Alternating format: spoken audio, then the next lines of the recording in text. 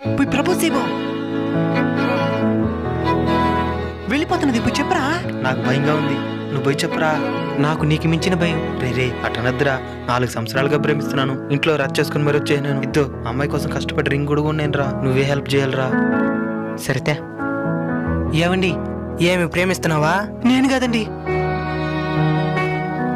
ఏమంట? నువ్వంటే చాలా ప్రేమంట, నువ్వు కాదంటే చేస్తాడంట.